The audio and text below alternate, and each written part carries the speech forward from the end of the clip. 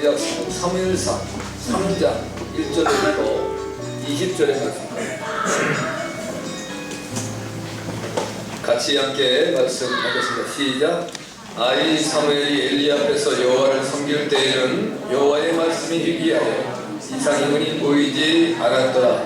엘리의 눈이 점점 어두워가서 잘 보지 못하는 그때에 그가 자기 처소에 누웠고 하나님의 등불은 아직 꺼지지 아니하였으며 사무엘은 하나님의 궤에 있는 여호와의 전 안에 누웠더니 여호와께서 사무엘을 부르시는지라 그가 대답하되 내가 여기 있나이다 하고 엘리에게로 달려가서 가로되 당신이 나를 부르셨기로 내가 여기 있나이다. 가로되 나는 부르지 아니하였으니 다시 누우라. 그가 가서 누웠더니 여호와께서 사무엘을 부르시는지라. 사무엘이 일어나서 엘리에게로 가서 가로되 당신이 나를 부르셨기로 내가 여기 있나이다. 대답하되 내 아들아 내가 부르지 아니하였으니 다시 누우라 하니라. 사무엘이 아직 여호와를 알지 못하고 여호와의 말씀도 아직 그에게 나타나지 아니한 때라.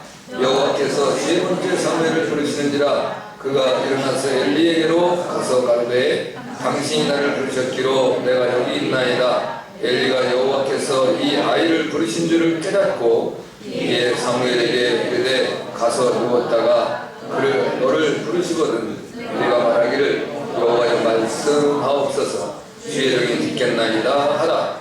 이에 사무엘이 가서 자기 처소에 누우니라. 여호와께서 임하여 서서 전에 그와 같이 사무엘아 사무엘아 부르시는지라.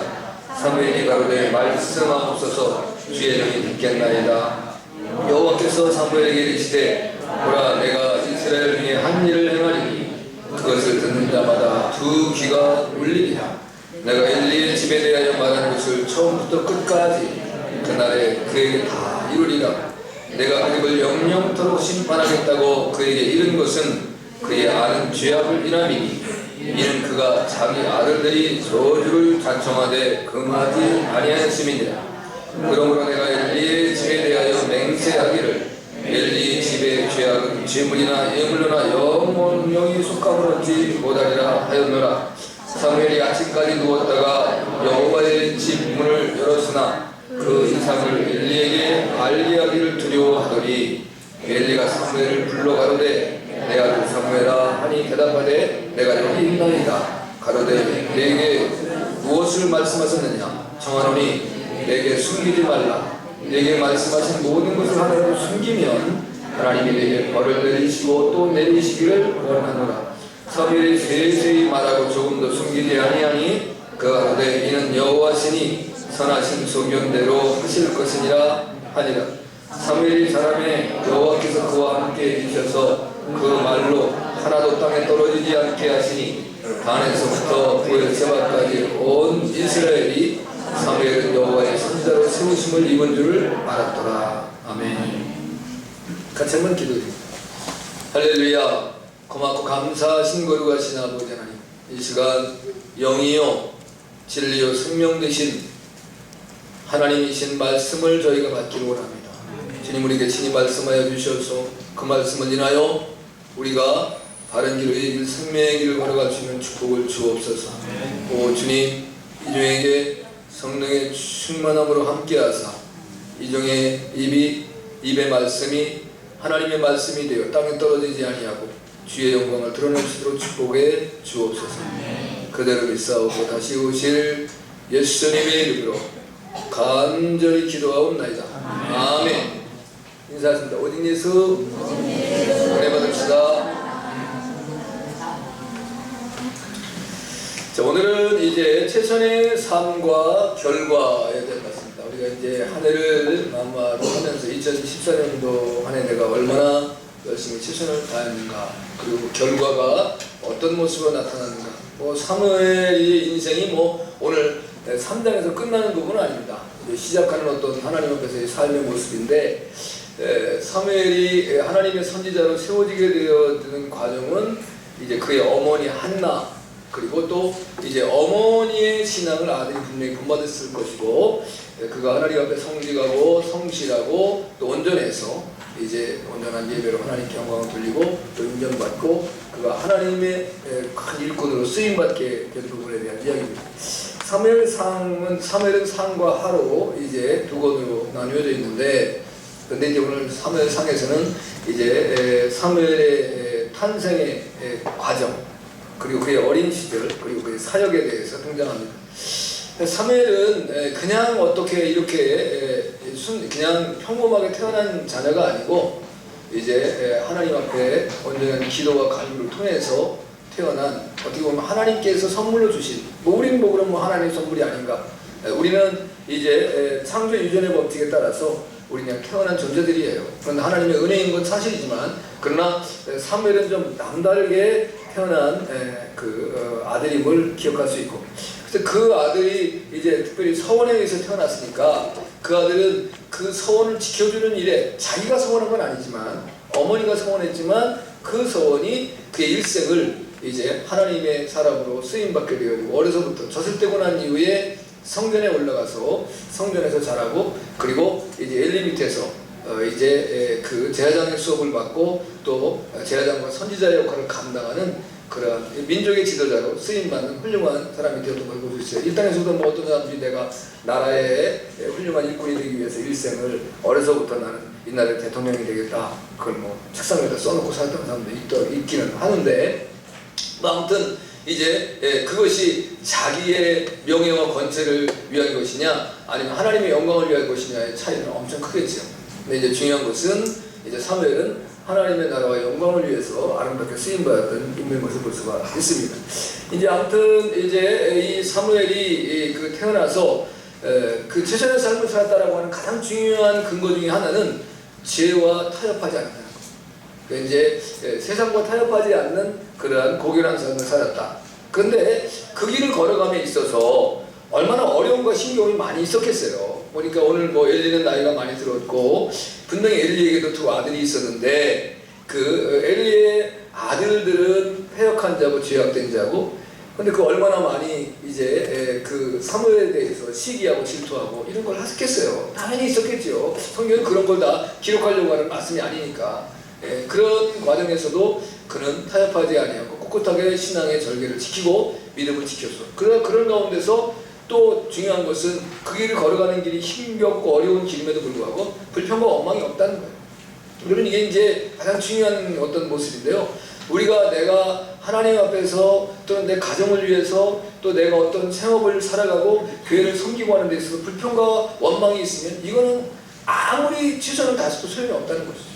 그러니까 불평과 원망이 없는 삶, 그저 기쁨과 감사의 삶으로 나아가는 그런 모습이 되어질 때에 그 좋은 결실과 열매가 나타나는 것이고, 또 하나님 앞에 옳다함에 인정받는 삶이 되어지는 모습이죠. 여러분도 이 한 해를 이제 마무리하면서 내가 최선을 다해서 내가 가정에나 또는 교회에나 또 하나님 앞에서나 또는 직장에서나 내 사업에서나 최선을 다했나, 이것도 한번 살펴볼 필요성이 있고요.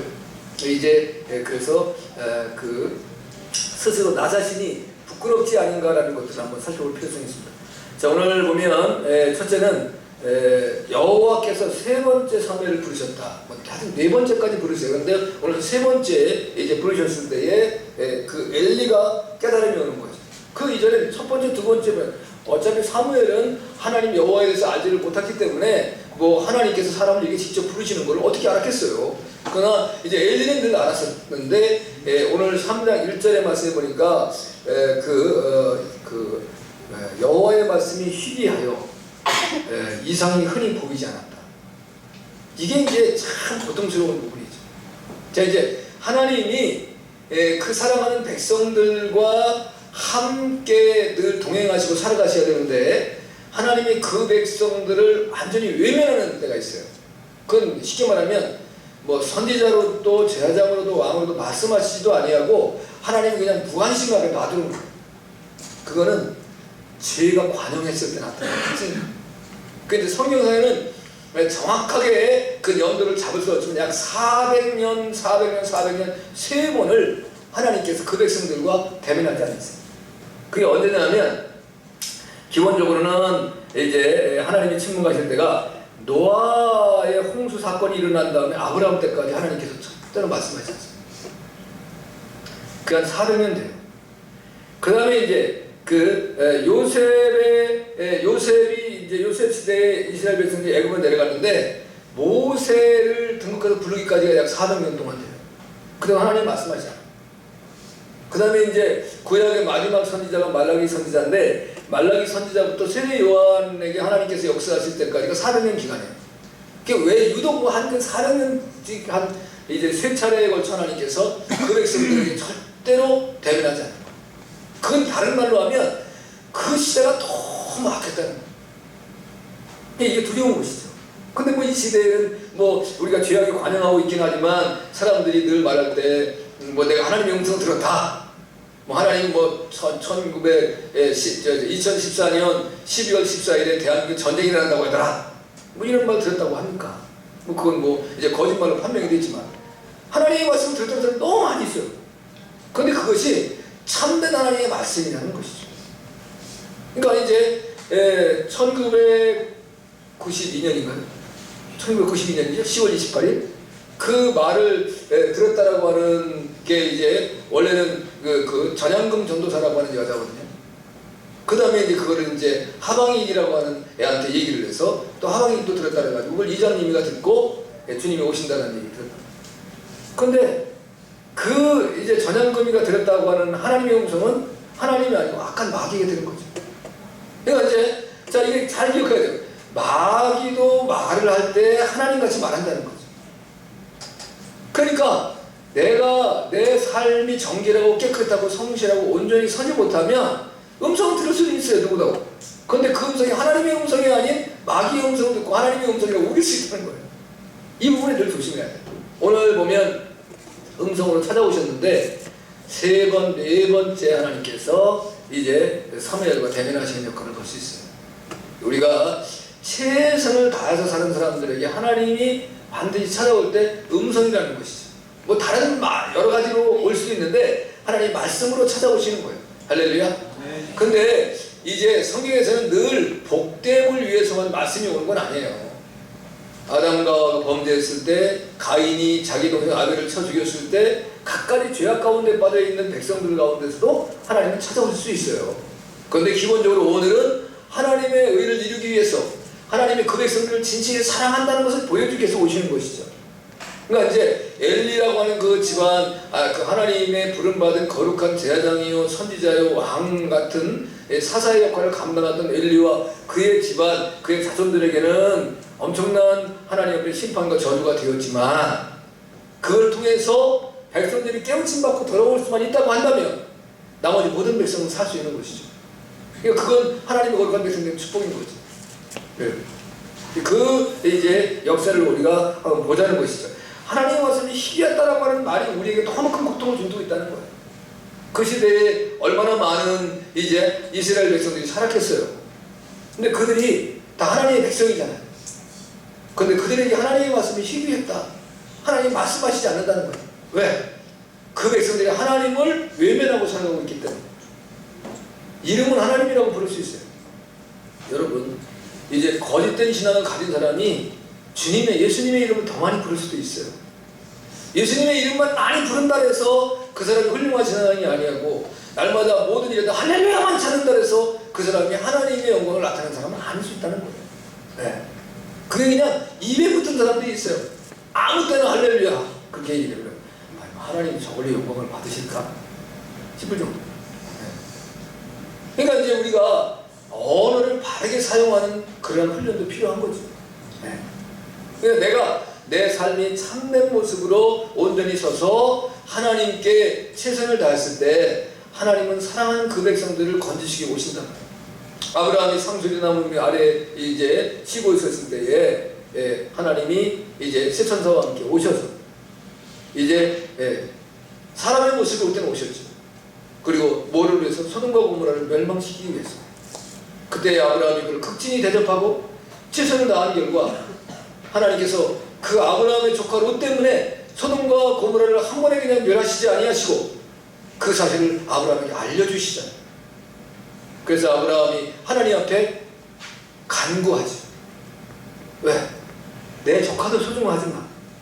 그 소돔과 고모라에 살고 있는 수많은 영혼들이 불쌍하잖아. 그래서 그곳에 의인 50명이 있으면 어떻게 하시겠습니까? 그 의인 10명까지 내려간다. 의인 10명이 없어서 소돔과 고모라가 멸망을 받아요.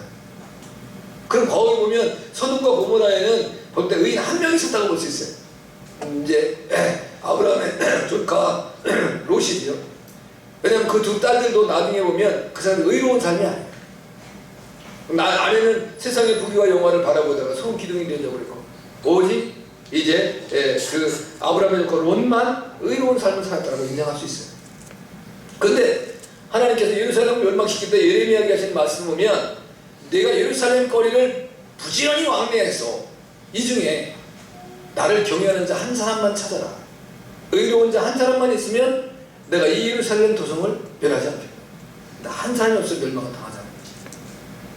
그러니까 우리가 아직도 이 시대가 멸망을 당하지 않는 것은 하나님의 의로운 사람들이 있다라고 하는 사실이에요. 몇 명인지는 모르지만, 어디에 숨어있고 무엇을 하고 있는지 모르지만, 그러나 그 의로운 자가 저 여러분이 되기를 바라는 거죠. 할렐루야. 아멘. 그런 모습을 우리가 달려가야 됩니다. 자, 이제 한나가 이제 사무엘을 낳기 전과 후의 삶의 모습을 보면 많이 차이가 있어요. 이제 한나는 언제 출생했다는 출생의 기록은 사실 없습니다, 성경에. 그러나 이제 엘가나라고 하는 그 레위인과 결혼을 해요. 그리고 이제 결혼했는데 자식을 못 낳아요. 참 여인들에게 있어서 이제 그 고통스러운 것은 결혼하고 아기를 못 낳는 것이 남자로 인해서 못 낳을 수도 있는데, 성경의 역사도 보면 거의 여자에게 책임성이 돌려져요. 그러니까 이제 이 엘가나가 뭐 자원했는지 아니면 엘가나의 부모님이 그랬는지 모르지만 후시를 둬요. 분인나라고 하는 후시를 뒀어요. 그 후시는 해마다 아기를 낳아요. 그 10명의 아기를. 그러니까 이제 한나가 이 엘가나하고 결혼하고 얼마 동안 아기를 못 낳는지 모르니까 적어도 이제 약 20년 동안의 아기를 갖지 못하는 여인이 있었어요. 그리고 나중에 아기를 낳고 나니까 아기를 가진 여인이 아기를 갖지 못한 여인을 어떻게 해요? 멸시한. 그 대표적인 자가 누구예요? 아브라함의 아내 사례를 멸시했던 누구예요? 하갈이라는 거예요. 종으로 주인의 아내의 은총을 입어요. 그건 누구 때문에? 자기의 주인 때문에. 그건 사례가 직접 선택한 거거든요. 그래서 어떻게 해야 돼요? 그 아이를 사례의 그 품에 안겨줘야 되고, 그를 지극히 더 사랑하고 존경하고 섬겼어야 되는데, 자기가 아기를 낳고 아기를 보냈다고 해서 깔보고 무시해요. 사람이라는 것은 그 성경에서 이제 잠언서에서 말할 때 뭐라고 말합니까? 종이 주모되는 것이 이상이죠. 종이 주인이 된다는 거예요. 그 사람이 이제 내 처지가 어땠던지에 간에 나의 지금 주어진 위치 때문에 사람을 무시하고 깔볼 수 있는 것이 우리 인생이 되지 않아요. 여러분 절대로 사람 깔보시면 안 돼요. 아멘. 사람을 멸시하고 무시하는 것만큼 하나님이 싫어하시는 게 없어요. 모든 사람은 존중함을 입어야 됩니다. 아멘. 다 귀하고 복된 인생들입니다. 아멘. 이 땅에 태어난 모든 사람들. 그리고 이제 한나가 너무 고통스러워 하나님께 서원 기도를 드립니다. 그것이 이제 한나의 모습인데, 그 다음에 이제 그 이후에 서원 기도한 다음에 아기를 출산해요. 사무엘을 출산했는데, 이제 문제는, 자, 우리가 흔히 세상적으로 하는 얘기가 뭐예요? 이제 내가 개구리가 되고 나면 언제를 기억을 못해? 올챙이 쪽을 기억을 못해. 내가 올챙이였다는 생각이 안 드는 거예요. 아이, 쟤는 왜 저렇게 그냥 펄쩍 뛰면 될 텐데 저기서 나오지도 못하고, 내가 이제 이 세상의 기쁨과 즐거움을 아냐? 이렇게 말합니다. 그럴 수도 있는데, 한나는 서원한 그대로 젖을 떼고 난 이후에 이 사무엘을 하나님의 성전에 갖다 드립니다. 그리고 그러므로 끝나는 것이 아니라 그를 위해서 끊임없이 기도하죠. 그리고 매년 사무엘이 입을 옷을 지어다 입혀요. 자, 어머니의 마음이 어떻겠습니까? 여러분 생각해 보세요. 내가 자식을 낳았어요. 젖을 뗐어요. 그리고 그 갓난 아기를 하나님께 성원해서 갖다 드렸어요. 그 아기가 얼마나 보고 싶겠어요. 그런데 성전을 내가 마음대로 갈 수 있어요, 없어요? 마음대로 갈 수가 없어요. 너무 고통스러운. 그래서 한 땀 한 땀 사랑하는 아들의 옷을 지으면서 한나는 눈물을 흘리면서 기도했겠죠. 이 아들이 하나님께 영광을 드러내는 아들이 되게 해주옵소서. 이 아들이 죄와는 상관이 없이 하나님의 의로운 가운데 복된 길을 걸어가는 아들이 되게 하옵소서. 여러분, 많은 사람들이 어머니의 기도로 아들이 선 수많은 사람들이 있지 않습니까? 우리 기독교 역사상에 끊임없이 나타나는 거예요. 그러니까 어머니는 뭐 해야 되냐? 기도해야 된다니까요. 아멘을 안 하시네. 그러니까 새벽에 왜 안 나오시는 거야? 기도하기가 싫으신 거지. 알아서 지가 다 살아가는 거지. 아이고, 나 살기도 힘듭니다. 무슨 자식을 위해서 기도합니까? 내 자식을 위해서 끊임없이 기도하셔야 돼. 네, 눈물이 마르도록 기도하셔야 돼. 그 자식을 기도로 세우는 거예요. 그 어머니의 모습. 그런데 하나님께서 이 한나의 모습을 보시고 자식을 5명을 더 주셔요. 3명의 아들과 2딸. 그러니 이제 그렇다고 해서 뭐 사무엘을 무시하진 않았겠죠. 그 아들이 이제 없어도 된다. 왜? 3아들과 2딸이 있으니까. 그것이 아니고 끊임없이 사랑한다. 자, 성경엔 기도로 얻어진 아들들이 많습니다. 이삭, 에서와 야곱, 요셉, 삼손, 사무엘, 세례요한, 이런 사람은 다 기도를 받았어요. 그냥 자식이 나아지지 않는 거예요. 여러분이 결혼해가지고 다 기도로 자식을 낳으셨습니까? 그랬으면 성공하시고 훌륭하신 분이에요. 거의 그런 자식도 있긴 있지만 그렇지 않아도 하나님께서 감사하게 이제 자녀를 주셨죠. 대답도 안 하시네. 그럼 기도하셔서 나신 거예요? 네? 그럼 더 감사하고. 니들은 참 복된 어머니들이 간절하게 부딪혀서 하나님 주신 자식들인데 바르게 살아야 돼. 큰 소리를 해라. 바르게 살아야 된다? 네, 바르게 살아야 돼. 네. 하나님의 기도를 먹고 태어난 자식들은 정말 바르게 살아야 돼요. 잘못 살으면 그건 하나님 앞에 죄악뿐만이 아니라 어머니에게 큰 죄를 짓는 거예요. 네. 한나의 기도의 특징을 보십시오. 먼저 이제 여러분들이 이제 기도를 났다고 했는데 정말 그게 기도입니까? 한 7가지 정도의 기도가 있습니다. 첫째는 마음의 고통을 내어놓는 거예요. 하나님, 내가 이렇게 고통스럽습니다. 내가 살아보면서 이런 고통이 없습니다.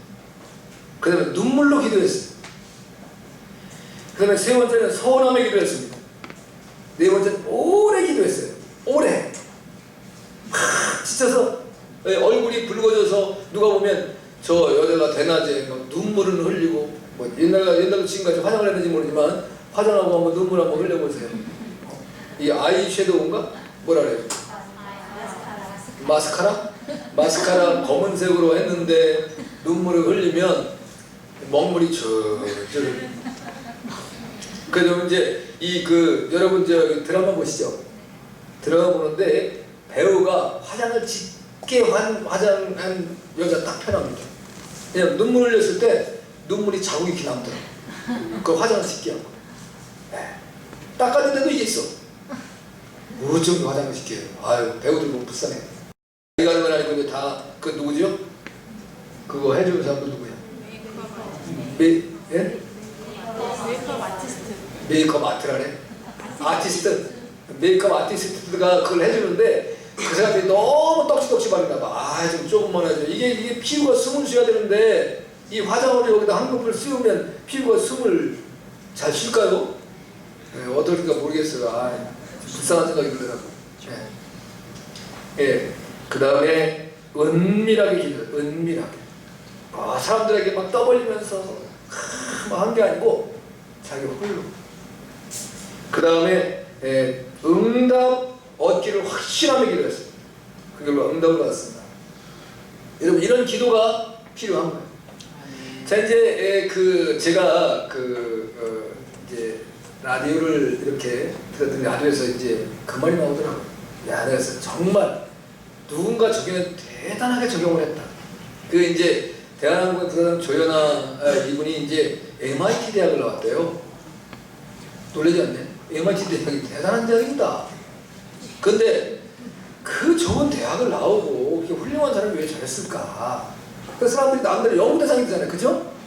이제 왜냐면 좋은 대학은 머리만 좋고 공부만 잘한다고 뽑는 게 아니에요. 인품이 좋아야 돼요.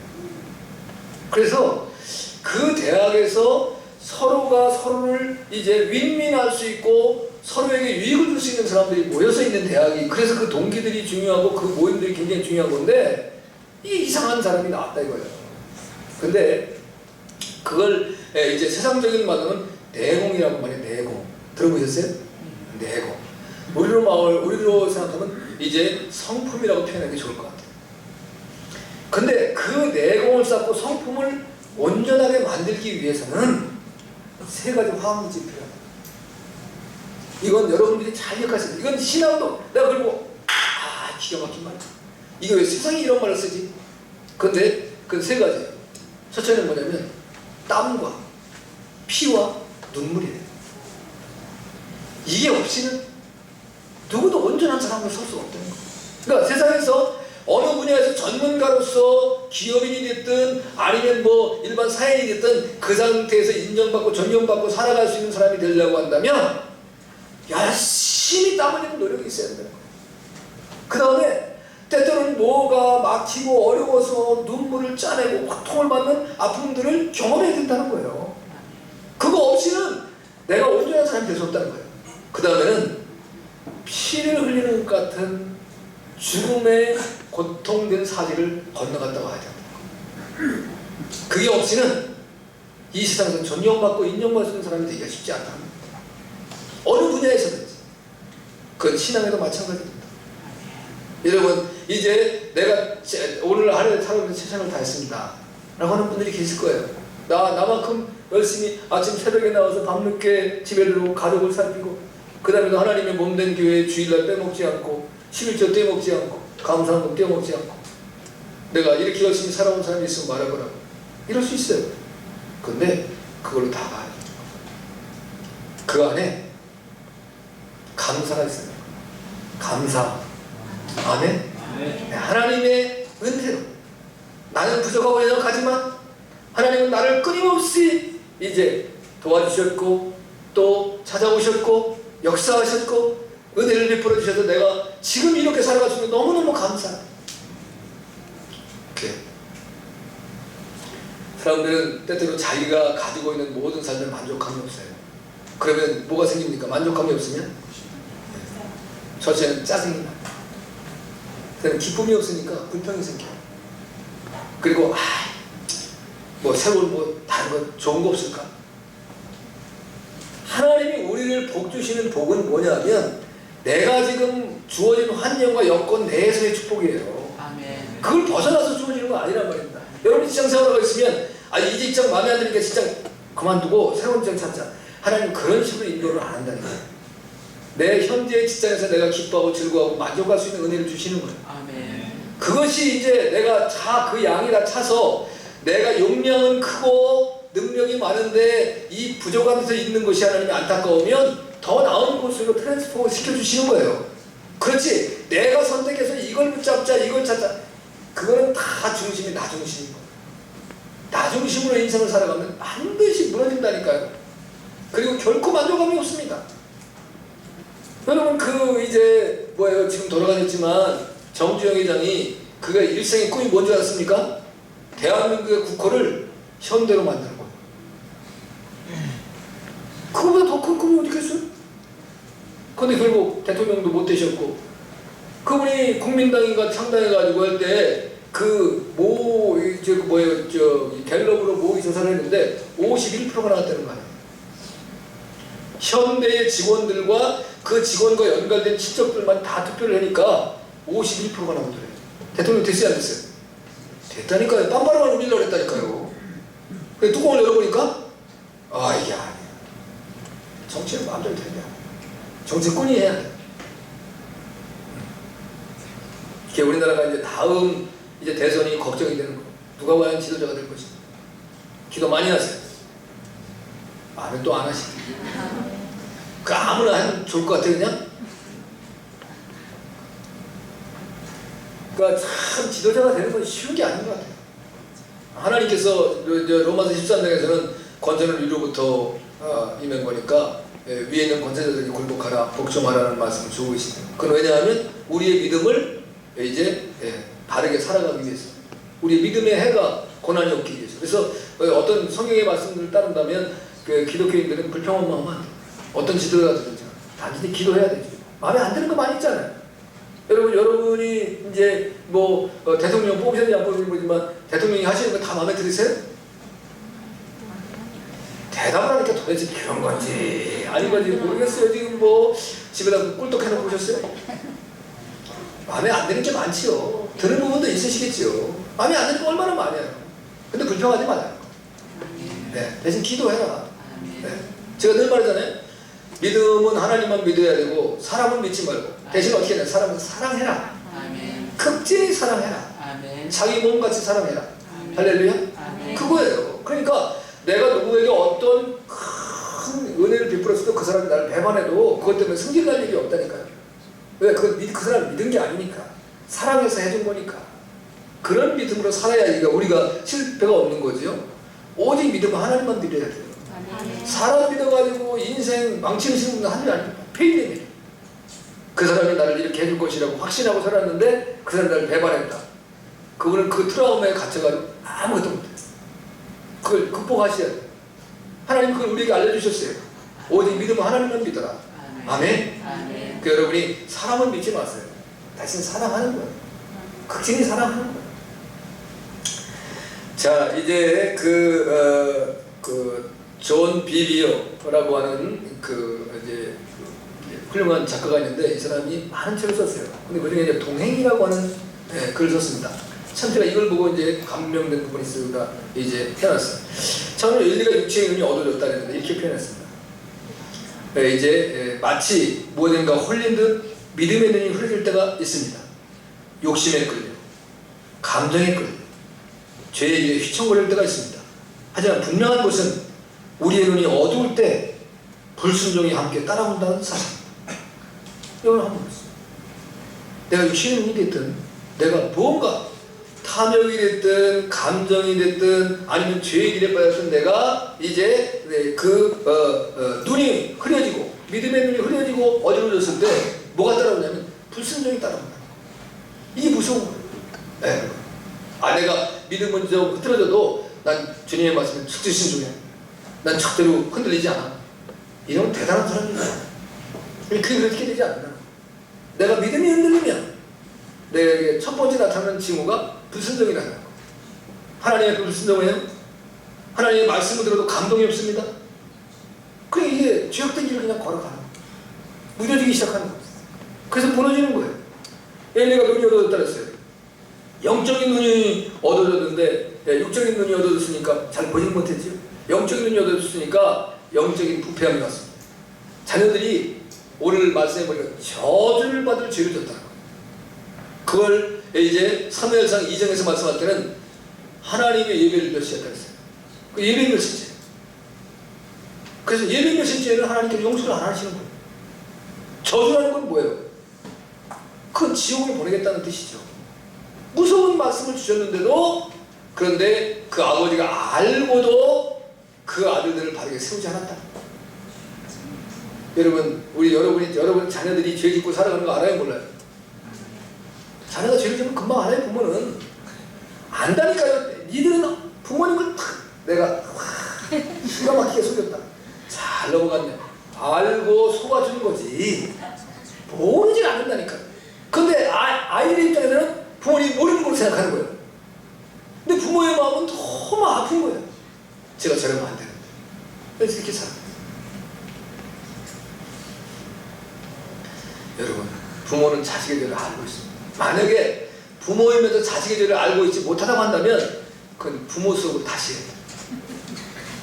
네, 뭔가 부모로서의 자격이 없는 사람, 관심이 없는 거 자식이. 내 자식이 같이 끼고 있든지 아니면 먼 데가 있든지 부모의 마음은 늘 어디에 있어요?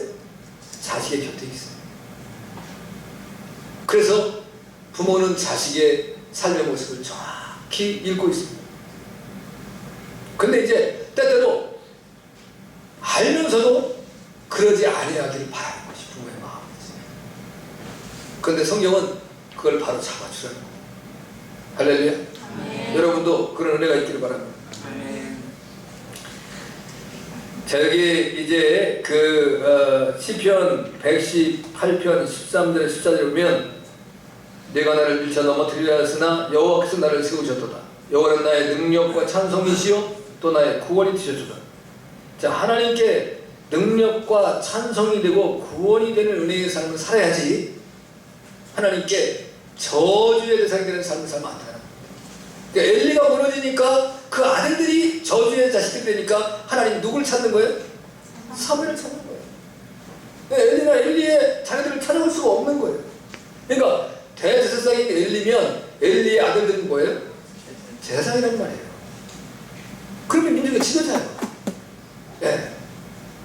뭐 아버지가 대통령일 때 아들이 소 대통령이라고 나를 망친 이제 자식도 있습니다만 참 곤란한 거예요. 부모의 입장에서 자식을 바르게 잘 세워나간다는 게 결코 쉽지 않습니다. 그래서 우리에게 뭐가 필요하냐면 땀과 피와 눈물이 필요한 거예요. 자식을 위해서 끊임없이 그렇게 기도해야 돼요. 그냥 나 하나님 주셨으니까 아유, 누구든지 다 이제 태어날 때부터 지 밥숟가락 가지고 태어난다고 했으니까 먹고 사는데 시장이 없을 테고 그리고 뭐 다 어떻게 살아가겠지 이러시면 안 된다니까요. 우리 부모님들이 모르셔서 이제 또 시대가 삶이 어려워져서 우리를 그냥 방목으로 기르셨다고 생각한다고 할지라도 우리는 하나님의 거룩한 백성이 되고 하나님의 말씀을 안다는 자녀를 그렇게 양육하면 안 된다 이거예요. 할렐루야. 그 자식을 위해서 오르시야. 예수님께서도 십자가의 이제 그 길 비아돌로로사 고통의 길을 걸어갔을 때에 이제 남자들은 다 찔찔이가 되어 도망가고 다 숨었는데 여인들이 예수님에게 물을 주기 위해서 오지 않습니까? 눈물을 흘리면서 주님 이럴 수가 있습니까? 그때 예수님이 뭐라고 말씀하십니까? 예루살렘의 딸들아 나를 위해 울지 말고 너와 너희 자녀를 위해 울라. 유명한 얘기. 자녀를 위해서 울으셔야 돼. 아멘. 아멘. 눈물로 기도하는 자녀는 반드시 복된 삶을 살아갈 수 있습니다. 아멘. 올해 한 해 동안에 얼마나 자녀를 울였는가 해서 기도 한번 생각해 보셔야 돼요. 두 번째는 내가 엘리 집에 대해 말하는 것을 다 이룬다. 12절에 보니까 내가 엘리 집에 대해 말하는 것은 처음부터 끝까지 그날에 그렇게 다 이룬다. 하나도 빼먹지 않고 다 이룬다. 하나님이 친히 이제 말씀하십니다. 되어질 일에 대한 말씀을 주시는 거예요. 여러분 그 여기 주신 말씀을 보면 이래요. 사무엘이 이스라엘에 행할 때 하나님께서 이를 그 듣게 만들어 주셨는데 하나님이 행하신 일에 대해서 듣는 자마다 어떻게 된다 그랬어요? 두 귀가 울린다 그랬어요. 귀가 울린다는 것은 기절 초풍한다는 거예요. 그러니까 청천 하늘에 날벼락이 떨어지는 거예요. 이스라엘 지도자 하나 보고 살아가는 겁니다. 모든 백성. 지도자가 흥왕되고 잘 되면 백성은 모두가 축복받는 거예요. 지도자가 무너지면 모두 무너지는 거예요. 그런데 엘리 자녀와 집안에 대해서 하나님께서 저주와 심판을 내리시는데 하나도 처음부터 끝까지 그대로 다 이룬다. 그럼 어떻게 했을까요? 백성들에게 뭐가 없어요? 희망이. 백성이 절망에 빠지는 상황. 그러니까 모든 백성들이 귀가 울렸다. 다 기절한 거예요. 그런 역사가 나타난다는 것을 사무엘에게 하나님 말씀 주셨어요. 근데 사무엘은 아직 어린데 이걸 어떻게 얘기해야 될지 모르겠어요. 그래서 엘리가 뭐라고 말합니까? 하나님께 너에게 한 말을 하나도 숨긴다라고 한다면 하나님이 너에게 벌을 내리시는 거죠. 그러면 뭐예요? 꼼짝 못하고 말을 해야 돼. 그죠? 그래서 사무엘이 엘리한테 그 얘기를 다 한 겁니다. 그런데 엘리의 답변이 뭡니까? 선하신 하나님께서 선하신 뜻대로 이루시리라. 너무 고통스럽지 않습니까? 네가 잘못 들었어. 이렇게 말하고 싶은 마음이 여기에 있겠죠. 그죠?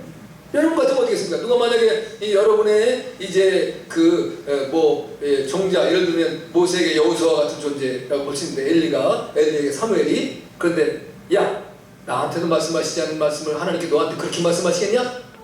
너 잘못 들었지? 다시 생각해봐. 그럼 어떻게 말해야 돼요? 네 제가 잘못 들은 것 같습니다. 이렇게 얘기해야 돼. 근데 나름대로 엘리에게도 나름의 믿음이 남아있다는 것이죠. 너무 가슴 아픈. 여러분, 우리의 자녀들을 우리가 잘못 길러서 자녀들이 죄를 저지르고 문제가 생길 때 부모의 마음이 얼마나 아픕니까? 그러나 그 다음에 나중에 다 뭐예요? 내 탓이라 그래, 내 탓. 네? 자식이 잘못된 것이 다 이 애미 탓입니다. 자식이 부모에게 해를 끼쳐도 부모는 그게 자기 탓이라는 거예요. 자식을 잘못 교육했어요. 부모가 죄가 이렇게 많습니까? 그러니까 자녀들이 잘 살아야 돼요. 바르게 살아야 돼요. 네, 하나님의 영광을 가리지 않을 수 있도록. 아니 저도요 이게 참 이게 웃기는 거예요. 제 얘기를 좀 해보면 저가 옳고 그름에 대해서 굉장히 좀 정확하다라고 생각하고 살아가는 사람인데 이 자식에 대해서는 그렇게 안 되는 거예요. 이게 나이가 들어서 그런 거예요. 내가 젊었을 때는 안 그랬거든요. 그래도 이거 봤으면 나이가 들으니까 이게 자꾸 왜 자식을 좀 감싸고 좀 자식을 좀 어떻게 이렇게 좀 보호해주고 싶은 마음이 부모에게 있는 거예요. 이게 그 사실은 제대로 자식을 보호하려면 바른 길을 가게 만들어줘야 되는 거거든. 잘못된 건 잘못했다고 말하고 이제 어려움 속에서 집어넣어주고 해야 되는데 시간 많이 가도 괜찮죠? 이제 마지막 이제 여기 분당에 가면 만나 감리교가 있어요. 여기 김은영 목사님이라고 감리교에서 유명하신 목사님이에요. 이분이 뭐 부흥사시고 근데 그분도 이제 이게 정치에 꿈이 있어서 늘 감독을 한번 하고 싶었는데 그걸 못하고 돌아가시고 감독하려면 다 밑에 사람들 밀어주기로 했는데 이제 쓰러져가지고 병원에 가서 입원해 있고 결국 못 하시더라고. 그러니까 그것도 하나님이 세우시는 건가? 근데 이제 그 아들이 이제 김병삼 이름이 왜 병삼인지 모르겠어요. 근데 하여튼 김병삼 목사라고 지금 그 교회를 목회하는데 이분이 이제 40대 후반인가 50 됐나 안 됐나 모르겠어요. 머리가 이렇게 벌어져가지고 나이가 들어 보이시더라고. 키를 이제 찍으신데. 근데 이제 목사님이 자녀 중에 장애아가 하나 있어요. 근데 이제 자기 아버지가 이제 감리교회 유명한 이름 있는 목사고 또 부흥사고 이제 그 밑에 이제 따르시는 분들이 엄청 많고 교회도 크고 그런데 자기가 점점 목회를 하는데 자기 목회 자리를 안 봐준 거예요. 강원도 영월인가 어쩌게 가서 목회를 하는데 전도사인데 너무 힘들어서 먹을 게 없는 거예요. 그래도 아버지가 한 번을 찾아오지 않는 거예요. 그러니까 자기를 못 찾아가도 성도들에게 한번 가보러 갈 수도 있잖아요. 그죠? 저한테 장로님 우리 아들 한 번만 좀 갔다 와보시오. 어떻게 그럼 지내나? 이렇게 할 수 있는데 전혀 교회 성도도 안 와. 너무 힘들다. 그러고 난 다음에 이제 나중에 이제 이제 복수할 기회가 온 거야. 아버지한테. 자기 그랬어. 나는 뭐 말은 못해. 그래. 이게 뭐냐면 결국은 나중에 이제 그렇게 어려운 상황이 있었는데 제가 외국을 갔어요. 외국을 가고 뭐 공부를 하고 뭐 이렇게 있는데 한국으로 불러들였어요. 몸이 건강이 안 좋으니까 그 교회에서 과연 이 교회에서 우리 목사님을 잘 도와주고 목사님 목회를 할 수 있게 할 사람이 누구겠느냐? 다른 사람이 오면 이제 목사님 오히려 더 신경 쓰게 만들면 병원에 또 들어갔을 수도 있고 그 아들을 부르자 이렇게 된 거예요. 그 아들을 부르려고 한 게 아니라 아들을 이제 임시로 아버지가 이렇게 아프니까 1년만 여기 한번 있게 해보자. 그래서 그 아들과 아버지가 잘 맞으면 이제 이 교회에 이제 그 사역을 할 수 있게 하자. 그런데 와서 1년 동안 열심히 일했는데 그 아버지보다 아들이 더 잘하는 거예요. 그 교회 성도들이 볼 때. 그래서 이 교회를 맡아주시라고 얘기를 했어요. 그러고서 이제 아버지가 지금 물러난 거예요. 그러니까 아버지가 보니까 이 아들이 하는 게 못 맡은 게 있잖아요. 그래 와서 말하면 아니 내가 담임 목사인데 뭐라고 좀 말하십니까?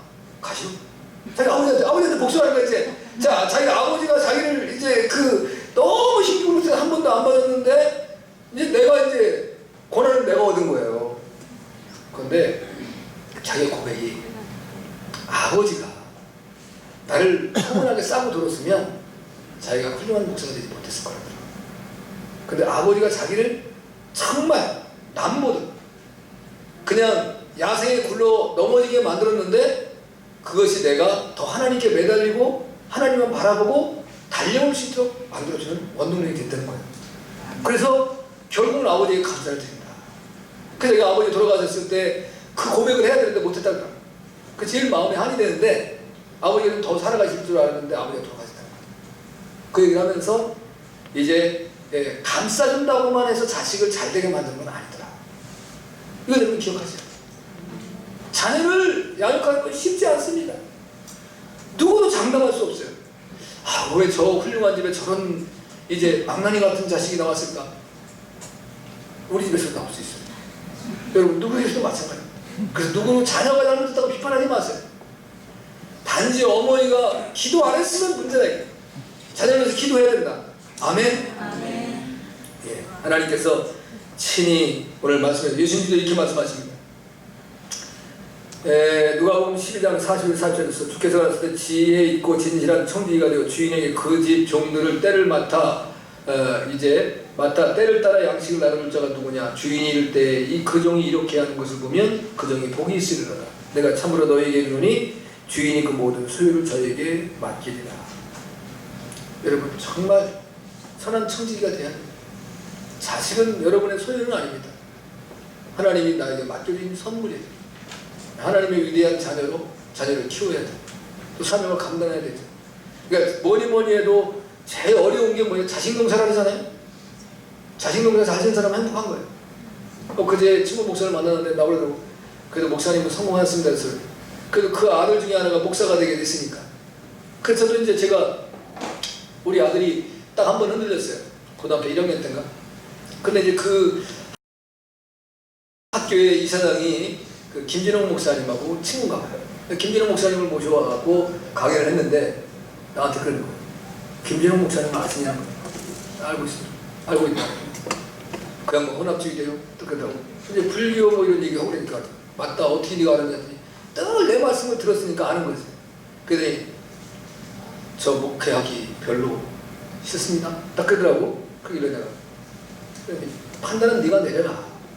엄마와 아빠는 우리 나같이 문열이 같은 존재들을 불러서 하나님 종을 만들어 주셔서 너무 감사해서 내가 아들을 낳으면 하나님께 드리겠습니다라고 이제 나름대로 기도를 해왔다.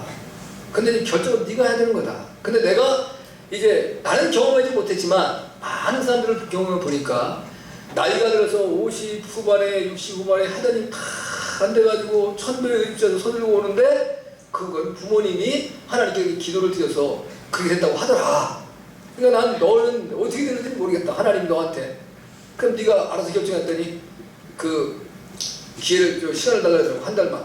네가 하라고 한 달이 됐든 뭐 1년이 됐든 네가 하라고. 그랬더니 나중에 하겠습니다.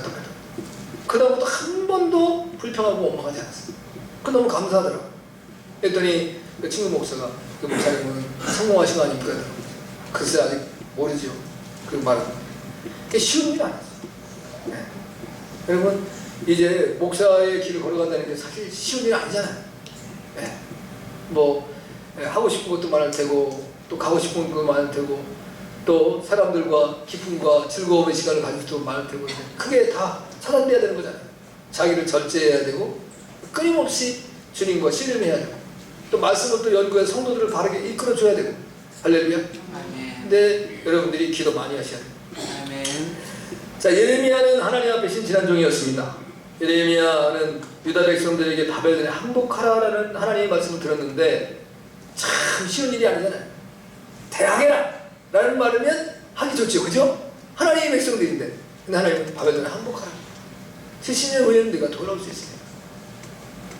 근데 그 항복하라는 말을 전하는 순간에 예레미야는 모든 사람들의 공적이 되었습니다. 다 미워하는 것, 다 죽이려 하는 것. 시드기야 왕은 결국 예레미야를 인정하잖아요. 근데 자기는 이미 르콘강을 건넜어요. 돌아오지 못하는 강을 건넌 거예요.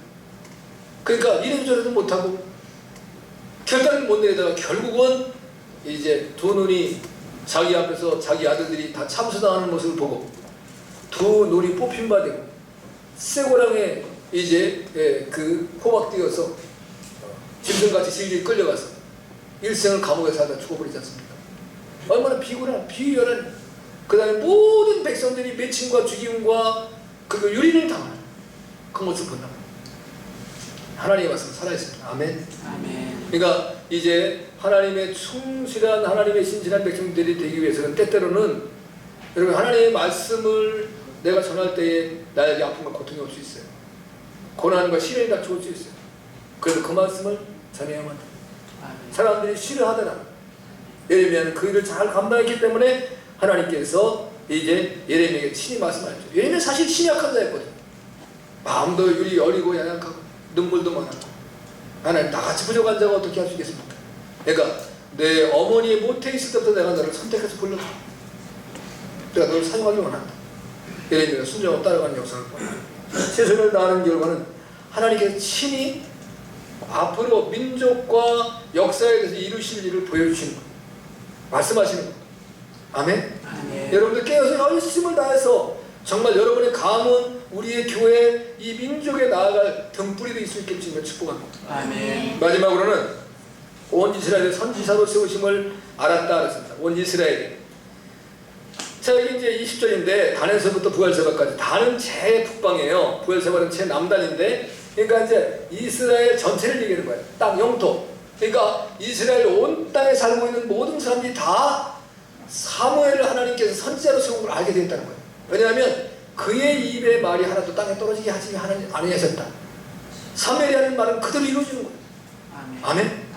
우리가 보면 이 시대에 뭐 나는 뭐 이제 선지자다, 나는 뭐 또는 예언자다, 뭐 이런 사람들 얼마나 많이 있습니까? 근데 그들의 말이 다 맞냐면 거의 틀려요. 나도 맞을 거고 그 사람들도 맞죠. 그 사람들이 맞으면 나도 맞을 수 있어. 이건 하나님의 선지자가 아니에요. 그러니까 자, 이제 기본적으로 그 선지자는 하나님이 하시고자 하는 계획을 미리 알고서 말하는 자예요. 그게 선지자예요. 또 두 번째는 하나님의 구원의 비밀을 미리 알고 말하는 자예요. 구원의 역사에 대해서 하나님은 어떻게 구원을 이루어 가신다. 그 다음에 성령에 감동되어 그분의 하나님의 대변자가 되어 영광받는 것을 하나님의 백성들에게 선포하는 거예요. 그리고 마지막으로 모든 사람들이 알 수 있는 것을 자신이 알 수 없는 것을 자신이 알고 있어서 하나님의 뜻을 백성들에게 전하는 거예요. 다른 사람들은 알 수 없어요. 오직 그만 알고 있는 거예요. 그걸 선지자라고 말하는 거예요. 그런데 그 선지자는 성경상으로 볼 때는 이제 제가 그 저녁마다 공부하는 그 말씀에 보면 그 이제 그 관사를 정관사를 호를 써요. 그러면 하나님의 국가와 민족에 대한 이끌어나가는 남자에게 주시는 거예요. 그러니까 여자들이 선지자라고 나타나면 큰일 나요. 그건 다 가짜예요. 쉽게 말해서 그래서 이제 그 일순무당들이 이 시대에 넘쳐난다는 게 거기에 나오는 겁니다. 하나님은 선지자는 예언자는 여자도 될 수 있어요. 근데 선지자는 하나님의 남자로 세운 사람만 돼야 돼요. 아멘? 그러니까 여러분들이 혹이라도 나라의 장래에서 어떤 사람이 말하는데 우선 여자가 말했다면 무조건 믿지 마세요. 남자가 말했다라 한다면 그 사람의 삶의 열매가 어떤 걸 보아야 돼요. 그 사람이 살아온 족적이. 그래서 그 사람이 정신없이 살았으면 그건 다 가짜예요. 그게 하나님의 말씀에 따라서 정말 올곧게 살아온 사람이라면 금대놓고 기도해야 돼요. 아멘? 아멘. 그러니까 괜히 여자들이 뭐 이렇게 하고 요즘에 또 목사님들이 막 뭐 땅굴에 또 목사들이 또 포함됐더라고요. 그 국가에서 이제 소송 걸 갖다 그랬어요. 그러니까 어떤 내가 그 유튜브에 딱 떴는데더라고. 목사님들 이제 재판 받으셔야 되겠네요. 이랬더라고. 그거 앞장서갖고 하는 사람도 있어요 또. 아니 전쟁은 유사일로 끊임없이 일어나는 거예요. 그 얘기를 가지고 괜히 땅굴 그거 가지고 얘기해서 뭘 하겠다는 거예요. 하나님의 거룩한 백성들을 바른 길로 인도하려고 해야죠. 제가 지난번에 전쟁이라는 단어 그러니까 목사님 두 분이 자기 교회를 딴 사람한테 맡기고 가족을 데리고 필리핀으로 피난 갔어요. 근데 가서 그 말했는 사람한테 돌아왔냐? 물어봤더니 아직 안 알아봤대. 아니 거기서 영원히 살라고 그래. 보러 와. 네. 그 외에 그래서 여러분 한국의 유명한 성자라고 하더라도 6.25 동란 때에 이제 목사님들이 성도들 버리고 대한민국에 내려온 사람을 저는 인정을 안 하는 거예요. 성도는 북한에서 그 믿음을 지키며 죽는데 교회를 지키고 있는데 목사는 자기 혼자 살라고 쏙 도망와갖고 한국에서 그건 안 돼요. 다 다른 나라도 목사는 지켜야지. 아멘? 네. 그게 하나님이 부르신 부름의 사명이에요. 그 길을 가야 되는 거예요. 오늘 이제 선지자로 세웠다. 근데 이제 여기 보면 그러면 온 이스라엘이라고 그러는데 이스라엘이라는 말이 누구냐면 야곱의 새 이름이에요. 그러면 이스라엘이라는 말이 다른 말로 뭐냐면 이기는 자가 됐다는 거예요. 이긴 자가 되었다. 그러니까 이제 하나님의 구속함을 얻고 하나님의 거룩한 백성이 된 모든 사람들은 하나님의 사람으로 사무엘이 온전하게 되었다는 것을 깨닫고 알게 되었다는 것이죠. 여러분 중요한 겁니다. 누가 선지자가 되어지고 누가 하나님의 선한 일꾼으로 세움을 입어서 마지막 시대에 이루어질 일을 이제 깨닫게 하든지 간에 중요한 것은 그 백성들이 먼저 깨달아 알 수 있다는 거예요. 그러니까 여러분 모든 사람들이 저 사람이 하나님의 위대한 선지자라고 인정해줬다고 한다면 그 사람 하나님의 선지자가 될 수 있는 거예요. 근데 모든 사람들이 아니다라고 하는데 자기가 혼자 선지자라고 우기면 큰일 나는 거예요. 대신 그걸 고백을 하는 사람들은 이기는 자의 삶을 산 사람, 아직 이기지 못했다고 하더라도 어린아이의 신앙이 아니라 적어도 청년의 신앙의 위치에 올라선 사람들이 하는 고백이어야 됩니다. 할렐루야. 그러니까 이제 모든 사람들이 깨려 있어야 하나님의 시대에 하나님의 역사 속에서도 훌륭한 하나님의 선지자가 탄생할 수 있다. 거짓이 난무에서 미혹과 유혹으로 사람 이제 마지막 때 하나님께서 우리에게 늘 조심해야 될 게 뭐라 그랬어요? 제일 먼저 사람의 미혹을 조심하라. 마태복음 24장 예수님 말씀인데 마지막에 사람의 미혹이 심하다. 많은 거짓 선지자들이 일어날 것이며 그리고 이제 자칭 재림 예수라고 하는 자들이 나타날 것이다. 마지막 때 조심해야 되는 거예요. 깨어있어요. 할렐루야. 그러니까 이제 저나 여러분이 선지자로 세움을 입으면 더 좋겠으나 그러나 누가 세워지더라도 정말 하나님께서 신실한 세움을 입는 자가 이제 우리 가운데 나타날 수 있을 줄 축복합니다. 그래서 정말 하나님 앞에 내가 열심히 바르게 살았습니다. 그리고 모든 영광은 하나님이 받으시옵소서. 그 역사가 저 여러분 속에 나타날 수 있기를 바랍니다. 여러분의 가정에도 이제 하나님의 은혜가 풍성하게 임하는 귀한 역사의 길을 주님으로 축복합니다. 아멘. 다 같이 일어나셔서